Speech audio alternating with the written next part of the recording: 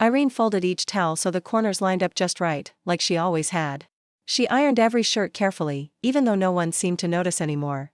This was the same woman who once built a home from the ground up. Now, she had to knock before walking into her own living room. People didn't say her name much these days, not even her own son. And when her daughter-in-law tossed her purse on the table one day and called her a live-in maid, Irene just smiled. But that smile? It wasn't her giving up. It was her holding something close. Something strong. And none of them, her son, his wife, or even the house they thought belonged to them, had any idea what was coming. The light that evening was soft and golden. It came through the windows and stretched across the kitchen floor like a warm blanket. Irene stood by the stove, gently flipping the last piece of cornbread in the skillet. Her hands moved slowly, but steady, like they remembered every meal she'd ever made. Upstairs, Brittany's voice rang out on a phone call, loud and sharp. It filled the space but didn't bring any real warmth. Irene wiped her hands on her apron and began setting the table. 3 plates. Forks lined up just so. Napkins folded with a little space between them. It was a small thing, but it mattered, maybe out of habit, or maybe because she still had hope. The front door groaned open. Dean's footsteps came first, then the quick, clicky sound of Brittany's heels. Neither of them said hi. Brittany dropped her purse on the counter with a loud sigh, glanced at the food but didn't sit down. Irene gave her a soft smile and said, "Welcome home." Brittany didn't even look up. She just pulled off her jacket and mumbled, "Feels like I've got a live-in maid these days, minus the pay." Dean chuckled a little but didn't say a word. He walked right past Irene like she wasn't there and went to grab a drink from the fridge. Irene quietly picked up a dishcloth and folded it, nice and neat. She didn't respond. Just walked over to the little corner of the kitchen that still felt like hers, the one with her tiny herb pots, basil, mint, and lavender.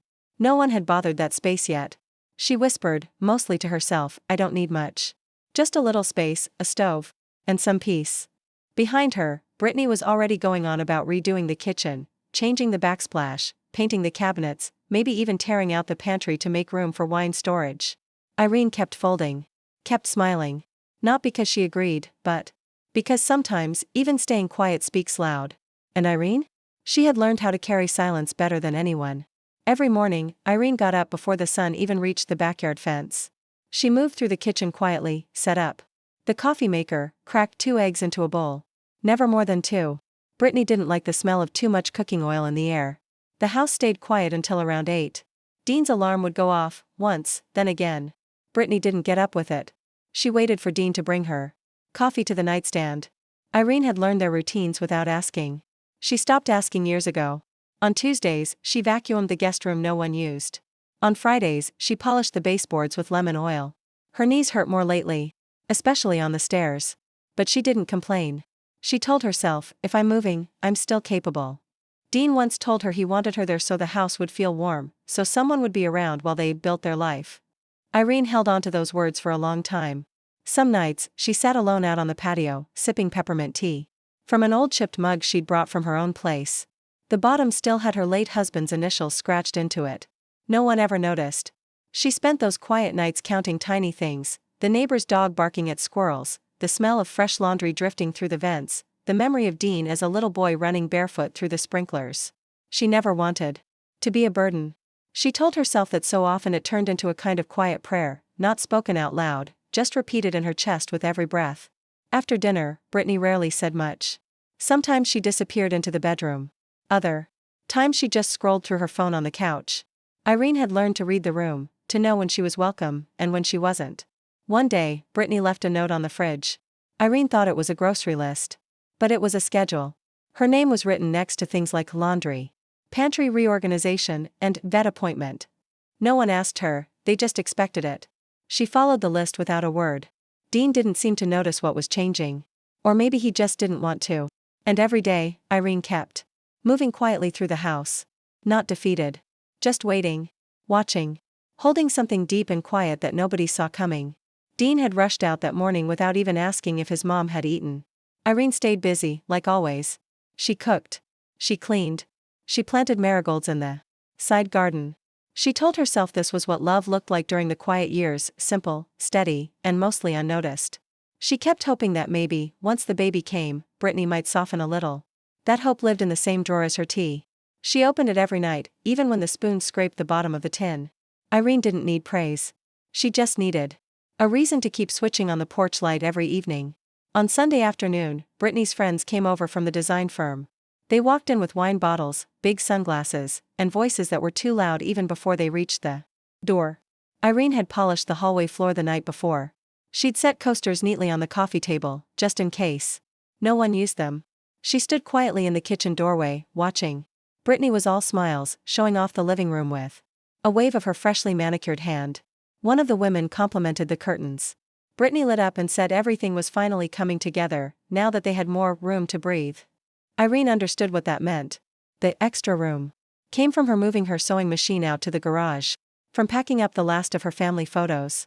That same week, Brittany had rearranged the furniture and filled every surface with scented candles. The food that day was catered. No one had asked Irene to cook. Still, she made a small fruit tart and left it on the counter. No one touched it. Later, when she tried to put it in the fridge, Brittany walked in, still laughing from the living room. She stopped and said they were keeping the fridge clear for drinks, so not to clutter it with homemade stuff. Irene paused, then quietly placed the tart on the lower shelf, beneath the milk. She didn't say a word. The next morning, there was a folded paper sitting where she usually left the mail. A new house schedule. This one didn't have her name on it, just instructions: breakfast cleared by 9. No kitchen use between noon and 4. Guests only in the living room. Bedroom and bathroom access limited to the hallway wing. Irene read it twice. Dean walked by on the phone, talking about some downtown meeting. He glanced at the paper and mumbled that it just made things smoother now that Brittany was working from home. Irene nodded, eyes still on the page. That evening, she waited until everyone else was done before eating. She didn't bother with a plate, just stood by the counter with some leftover bread and jam. The dining table was only set for 2 now. She couldn't remember exactly when she'd stopped being the third chair. Someone had left a scarf behind, one of Brittany's friends. Irene found it draped over the chair she used to sit in. She folded it neatly and placed it by the front door. No one thanked her. That night, Irene sat in the laundry room, folding towels. The smell of detergent filled the space. Her hands moved slower, not from tiredness, but from the weight of everything she had started to notice. The house hadn't pushed her out all at once. It had done it slowly, inch by inch, like it thought she wouldn't notice. But she did. They thought she'd stay behind the line forever. But lines drawn too tight? They have a way of showing who they were really meant to protect. And Irene had started to remember which corners of the house still belonged to her. The first chill of fall had crept into the air. Irene stood by the sink, rinsing collard greens under cool water.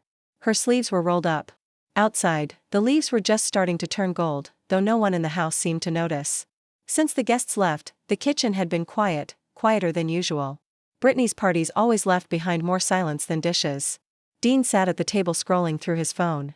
He hadn't said much all day. His tie was loose, like he couldn't decide whether he was coming or going. Irene thought about asking how work had been, or if his back still hurt, but something about how he sat made her stay quiet. Brittany walked in just as Irene finished draining the sink. She carried a shopping bag from that boutique downtown. Her heels clicked once on the tile before she kicked them off near the pantry. She looked at the collard greens on the counter and wrinkled her nose. That smell always reminds me of school cafeterias, she said. Irene nodded, reaching for the cutting board. There for me. I freeze them. Brittany didn't say anything. She walked past, set her shopping bag down, and opened the fridge. There was a pause, short, but heavy. Then, without turning around, Brittany said, "You know this isn't a retirement village." The fridge door thudded shut. Brittany's voice was calm, but her words felt cold. "Cool," she said, flatly. Then she looked straight at Irene. "This house belongs to Dean and me. You're only here because we've allowed it, not because we owe you anything. Just remember that." Dean shifted in his chair and stared out the window. He didn't say a word. Irene placed the knife gently on the counter and turned to face them. Her voice didn't shake. "I've never asked for anything more than a roof and a stove." Brittany let out a little breath that almost sounded like a laugh. "That's fine," she said. "But just so we're clear, you're not on the lease. You're not on anything tied to this house. So let's not pretend." Dean stood, not to speak up, not to argue. Just to refill his glass.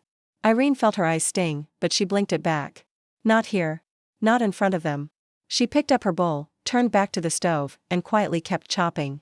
That night, she sat alone in the garage. The overhead light buzzed softly above her. A cardboard box sat near her feet, one she hadn't opened in years. She pulled back the flaps. Inside was an envelope, thick and formal, with a raised seal. She recognized it right away, the original deed. Her name. Only her name. No cosigners. No transfers. She read it twice, then slid it gently back into the box. Upstairs, she could hear Brittany laughing on the phone. Dean's footsteps moved past, but he didn't come down. Irene folded the box flaps closed, tucked it behind the old camping gear, and wrapped a blanket around her shoulders. The wind had picked up outside, but she didn't feel cold. She had just heard something she couldn't unhear. And deep down, she knew, it had changed everything. 3 days later, Irene moved her things into the basement. No one asked her to. No one told her to. But the hallway closet had already been cleared for baskets. The third bedroom was now being turned into Brittany's home office. There wasn't much space left for Irene upstairs. The basement was cool and half-finished, with a tiny window near the ceiling and a concrete floor that stayed cold even in summer. She laid a quilt over the old daybed, added 2 pillows, and brought down her little radio, the one that only played stations from 20 years ago. It wasn't cozy, but it was quiet. And quiet, to Irene, felt like safety. Every night, she brought her tea down in a thermos. She kept a flashlight by the bed just in case the light bulb overhead gave out. Brittany rarely came down there. Dean only showed up if something rattled in the water heater. No one noticed when Irene stopped watching TV with them. No one noticed when her shoes disappeared from the front door. On the 5th night, she came down with a fever. Nothing scary, just a steady burn behind her eyes and an ache in her back and knees. She curled up under the blanket and waited for it to pass. No one checked on her. She hadn't told anyone. By morning, her lips were dry, her forehead sticky with sweat. She made her way upstairs, leaning on the counter as her knees wobbled. She reached for a glass of water. Brittany walked in, grabbed a yogurt from the fridge, and walked right past her. She didn't ask why Irene looked pale. Dean was already gone. Later that day, Irene stood near the basement stairs and heard their voices above her. Brittany's voice came first, calm, but icy. We need to be practical. She's getting older. This arrangement just isn't working. I found a place with openings, assisted living, quiet, clean. They even have a shuttle for appointments. There was silence. Irene didn't breathe. Her hand tightened on the stair railing. Brittany added, she's used to being alone anyway. It's not like she has a social life. Finally, Dean spoke. His voice was low. Do what you think is best. That night, Irene packed. She folded her winter coat and placed her photo album between 2 sweaters in a soft suitcase. She zipped it up without making a sound. She didn't cry. She didn't shake. She didn't need to. She pulled the box from behind the camping gear, took out the deed again, and this time, she didn't put it back. She sat down on the edge of the bed. Her feet rested firmly on the cold concrete. Her eyes were clear, even with the fever still smoldering in her chest. They thought she would fade quietly into someone else's care. They didn't understand. Irene had already been erased once in her life, and this time, she intended to leave a mark. She waited until the house was empty. Dean was at the office. Brittany had a dentist appointment across town. Irene knew their schedules like clockwork. Even the ones they never shared with her. By 9:30, she was already upstairs, quietly locking her bedroom door. She moved carefully, like someone carrying a memory that hurt to touch. On the top shelf of her closet, there was an old box wrapped in a worn brown towel. She pulled it down gently and laid it on the bed. When she opened it, the lid creaked softly, and the smell of old paper filled the room, dry and dusty, like a room that hadn't been opened in years. Inside was the house deed. Thick, solid paper with her name printed in bold black letters. The date? Almost 25 years ago. It had never been changed. Still legally hers. She found a file folder underneath. With more documents, insurance papers, a scanned copy of her living will, and a faded yellow card with the name Edna Blanchard. An old friend from church. They hadn't talked in a long time, but Edna used to say, "Call me if anything ever feels off." Off was her gentle way of saying trouble. Irene sat down at the small desk near the window and slowly dialed the number. Her hands shook a little as the phone rang once, twice, then a warm, familiar voice picked up. Edna sounded just the same. Like no time had passed. They talked for about 10 minutes. Irene spoke clearly, not angry, just honest. She told her everything. How things had slowly shifted in the house. How they spoke of sending her away. And that gut feeling, like she was being quietly pushed out of her own life. Then she told her about the deed, still good, still in her name. Edna didn't gasp or panic. She just said she'd check the property records, make a few calls, and send Irene a list of steps to take. No money, no fuss, just help. After they hung up, Irene pulled out a small notebook. She started writing things down, not just legal stuff, but moments. The day Brittany told her not to use the stove in the afternoon. The day they moved her from the bedroom upstairs to the basement. The name of that care home she overheard them whisper about. She didn't write to fight. She wrote to remember. Later that day, she made soup. Not Brittany's fancy kind or Dean's bland favorite. Her own kind. With carrots, barley, and the seasoning she remembered from years of cooking. She let it simmer on the back burner while she stepped outside. The marigolds were blooming along the side of the garden. Tough little flowers. Bright, even when no one paid attention to them. She sat on the porch, sunlight warming her shoulders. She hadn't told anyone yet. But something had started. The first thread was pulled, and the whole thing, stitched up in silence, was about to unravel. The next week passed quietly, like a tight string pulled through cloth. Irene stayed calm. She cooked. She watered the plants. She folded laundry with the same care. But the reason behind it all had changed. She wasn't just living, she was preparing. Each night, after the house went quiet and the TV buzzed in the background, Irene sat at her desk downstairs. She opened a clean envelope with a brand new will inside, fresh, updated, and written by a lawyer Edna had recommended.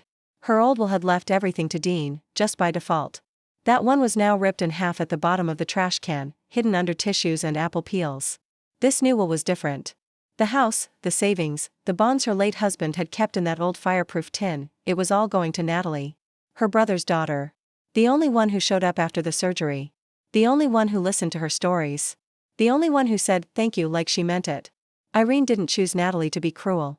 She chose her because Natalie cared. And that's what mattered most. Not just blood. But kindness. By the end of the week, she had mailed the signed and notarized copy to Edna.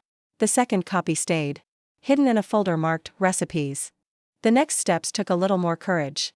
She started collecting proof, photos of the fridge where her food kept getting pushed behind fancy jars. A copy of the weekly schedule taped to the door. The evening. Brittany laughed and said sending Irene to Pine's place would be the easiest solution. She wrote that down, too. She even took a photo of the hallway wall where family pictures used to hang. Now it held nothing but odd art prints and a glowing neon clock. Edna had given her one final piece of advice: it was time to make her legal rights clear. Time to make sure they knew she wasn't just living in the house, she still owned it. On Tuesday morning, Irene quietly went to the county clerk's office and filled out the paperwork to confirm she was still the only legal owner of the house. She also signed up for alerts, so if anyone tried to transfer the house without her permission, she'd be notified right away. It was a small move, but a powerful one. After filing the papers, she stopped by a small diner on the way home. She ordered a black coffee and one pancake, and ate it slowly, like someone with time and peace on her side. Back at the house, Brittany was busy changing things around in the living room again: new candles, fresh throw pillows. As Irene walked behind her toward the kitchen, Brittany turned and smiled, the kind of smile someone wears when they believe they've already won. Irene smiled back, calm and quiet. She poured herself some tea, stirred it slowly, and sat at the table. She didn't say a word about her morning. She didn't mention the blue folder she had tucked neatly between the cookbooks. Some truths don't shout, they arrive quietly, one small fact at a time. And Irene had just set something important in motion. That weekend, the house smelled like fresh paint and party balloons. Brittany had been planning a housewarming party for weeks, even though they'd already been living there for over 2 years. She called it a relaunch, a fresh start. She had redone the floors in the entryway, put in new kitchen lights, and even ordered fancy throw pillows with their initials stitched on them. Irene stood in the hallway, watching as the caterers set up shiny trays and big glass containers for drinks. Brittany moved around like a movie director, giving instructions, fixing decorations, lighting candles. She wanted everything to look perfect.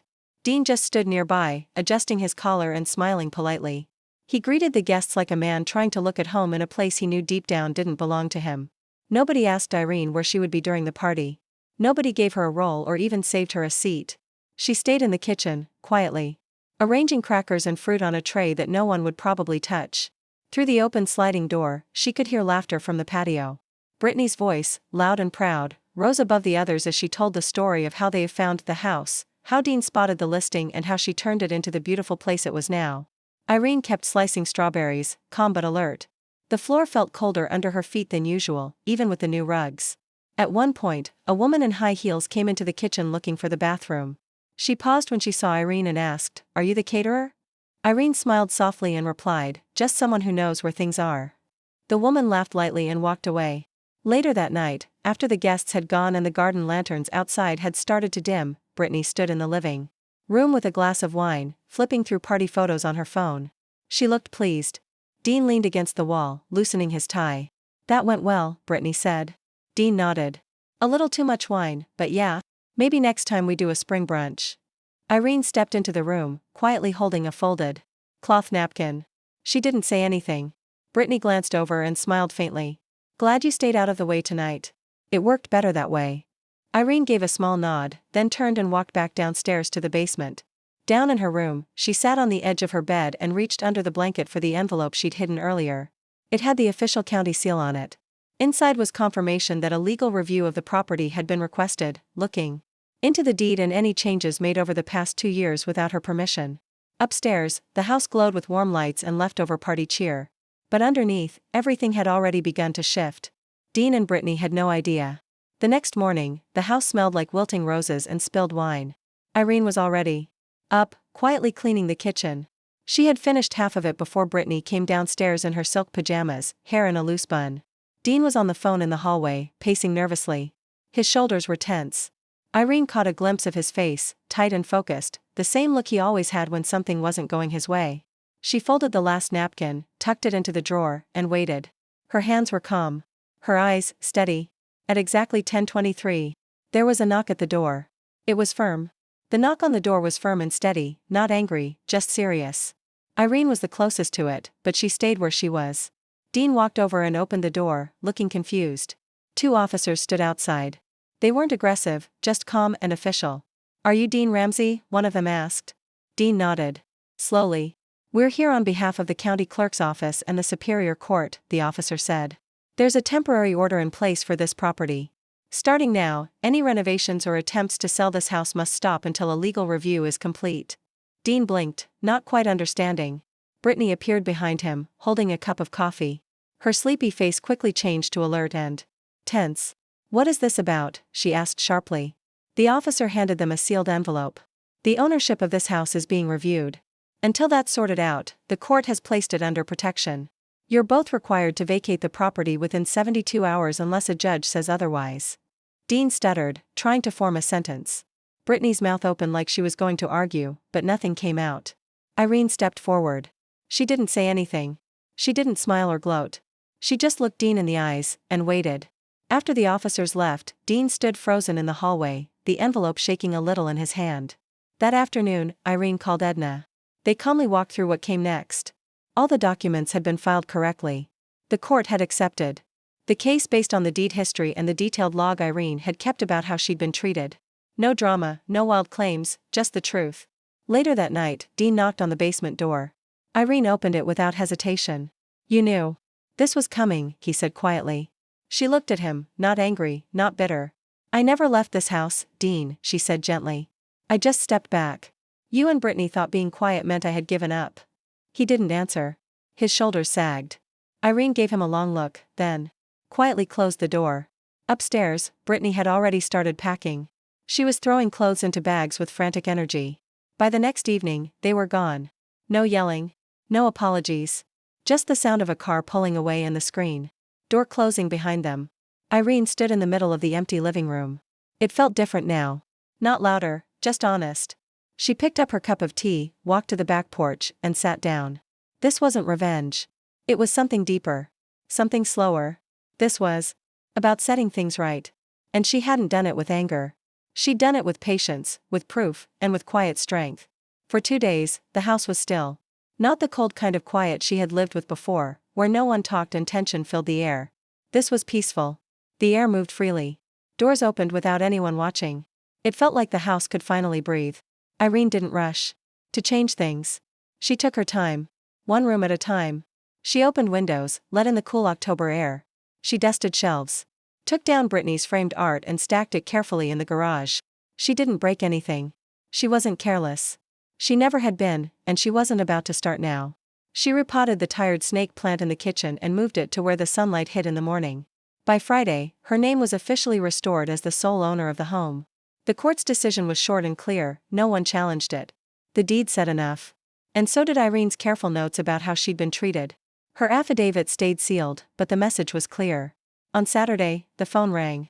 It was Natalie. Aunt Irene, she said softly, her voice warm and steady. I saw the update. Are you okay? Irene smiled and let the comfort of that moment settle. in her chest.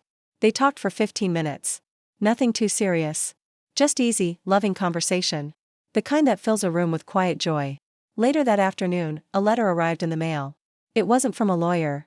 It was from Dean. She recognized his handwriting right away. Inside was a short note.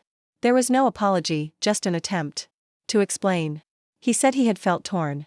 That he didn't know how to choose between loyalty to his wife and to his mother. That things had moved too fast. That maybe they had misunderstood her silence. That maybe they took her presence for granted. Irene folded the note and placed it in the same folder where she had kept her new will. She didn't need more words. The following week, the local news ran a short story about elder rights, about what happens when older adults are quietly pushed aside in their own homes. They mentioned Irene's case. They didn't name names. But the truth had found its way into the world. And this time, everyone heard it. The news never mentioned names, but one evening, the anchor talked about more and more older people taking back their homes from so-called helpers who had quietly taken over. The segment ended with a quote from a local judge: "When someone stays silent too long, we often think they're powerless, but really, they're just collecting the truth." Irene clipped the article and taped it to the back of her notebook. Now, in the evenings, she sat by the back door with a warm cup of tea, listening to the world settle into its usual rhythm, kids laughing on their bikes, the wind rustling through the oak tree, and the soft thump of the newspaper landing on her porch. The house didn't feel like a hiding place anymore. It felt like something she had taken back. She hadn't yelled or fought. She had just stood her ground long enough for things to fall back into place. And that was enough. She stood in the hallway one last time. The bedroom walls were bare. The photos were packed away, the drawers empty, except for one scarf she'd forgotten she owned.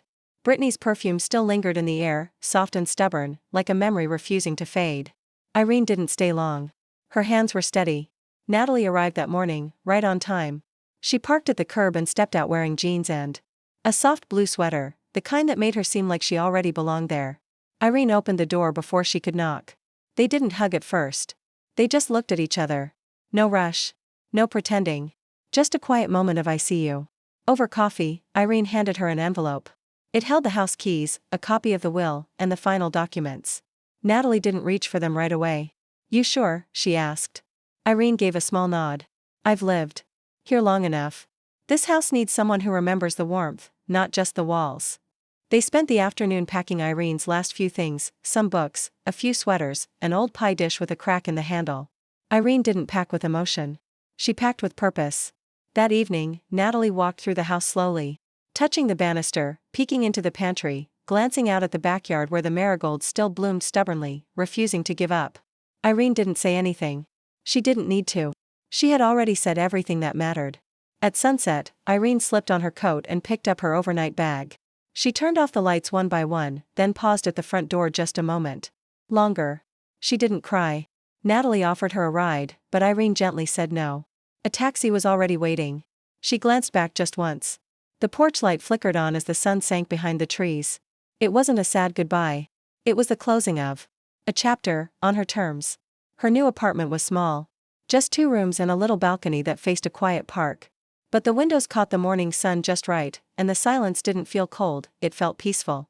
Within the week, she started settling into a new routine. Mondays were for walks. Wednesdays she helped at the community center.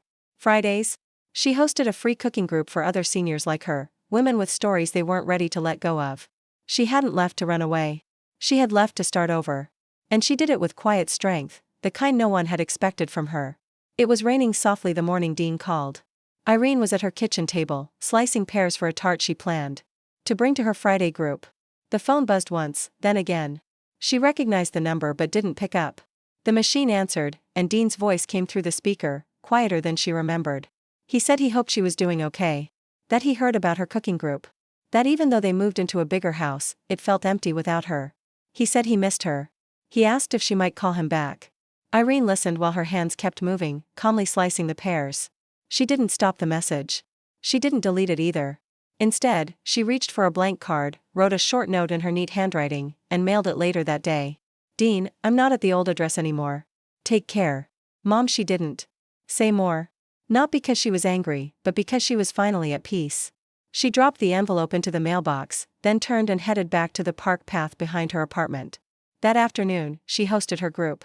They laughed over ginger cookies and swapped stories, some funny, some hard. But every one of them was heard. And Irene? She was right where she needed to be. During the holidays, Irene used to wear her old apricot apron and keep the kettle warm all day, waiting until the very last guest had left. But now, things were different. That evening, she sat out on her balcony with her feet up and a shawl wrapped around her shoulders. The trees below swayed gently, their leaves changing color as the season turned. No one called out for her. No one asked what was for dinner. No one pushed her aside in the home she had once built with her own hands. And still, somehow, she felt full inside. The house she left behind had found new energy with Natalie living there. The memories stayed where they belonged, in the past. But Irene's life, her real life, had finally arrived. She took slow sips of tea, watching as the sky darkened over the park. The quiet wasn't empty anymore. It had become something else, something peaceful, something hers. Now, it was her turn to speak. Maybe not loudly, maybe not all at once, but in her own quiet way. And this time, the world had no choice but to hear her. If this story reminds you of someone you love, or even a part of yourself you thought was long gone, you're not alone. Stories like Irene's are everywhere, tucked into quiet homes and whispered behind closed doors.